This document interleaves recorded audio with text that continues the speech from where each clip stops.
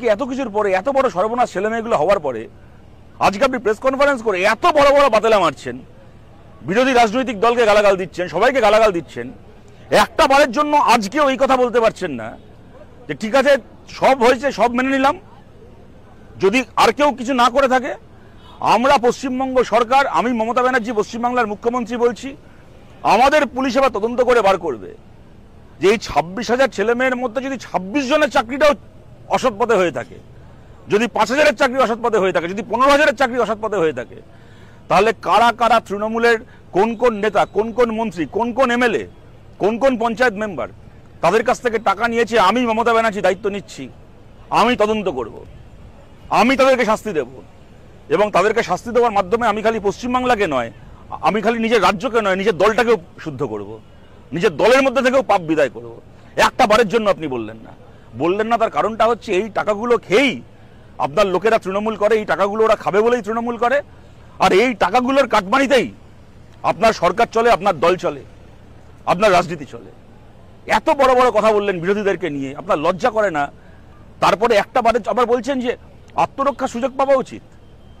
মানে বলে ফেললেন তো, মুখ দিয়ে বলে ফেললেন তো যে আসলে আপনাকে এই মামলায় আত্মরক্ষা করতে হচ্ছে, আসলে সংকটটা আপনার, সমস্যাটা আপনার, চুরিটা আপনারা করেছেন।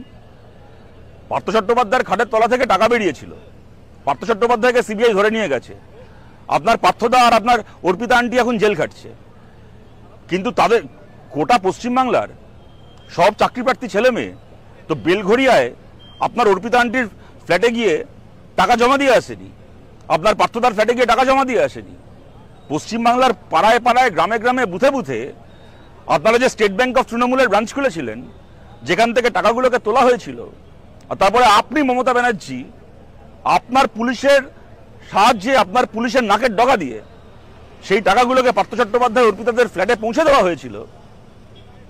পার্থ অর্পিতা জেল খাটছে, কিন্তু আপনার তৃণমূলের যারা যারা এই টাকাগুলো তুলেছিল, যারা যারা এই গোটা সিস্টেমটাকে চালিয়েছিল, তাদের একজনকেও আপনি আজকে অব্দি জেলে ভরলেন না কেন? আপনি তদন্ত করলেন না কেন? এখন বলছেন আত্মরক্ষার সুযোগ চাই, আপনি আত্মরক্ষা করবেন, আপনি আপনার দলের লোকগুলোকে রক্ষা করবেন, আর তার জন্য প্রায়শ্চিত্ত করতে হবে এই ছেলে মেয়েগুলোকে। আপনি যে মনে আছে বুদ্ধদেব ভট্টাচার্যের সাদা ধুতিতে, সাদা পাঞ্জাবিতে কালি ছিটিয়ে ছিটিয়ে পোস্টার বানিয়েছিলেন? বুদ্ধদেব ভট্টাচার্যের ধুতিতে পাঞ্জাবিতে আপনাদের ফটোশপ করে কালি ছেটাতে হয়েছিল, কিন্তু আপনাদের মুখে, আপনার দলের প্রতিটা নেতার সর্বাঙ্গে আজকে বাংলার মানুষ যে কালি ছেটাচ্ছে, এটা কোনো ফটোশপ করে নয়, মানুষের ন্যায্য ক্ষোভ, পবিত্র ক্ষোভ। তাকিয়ে দেখুন, আয়নার সামনে দাঁড়ান, আপনার সারা মুখে কালি লেগে আছে।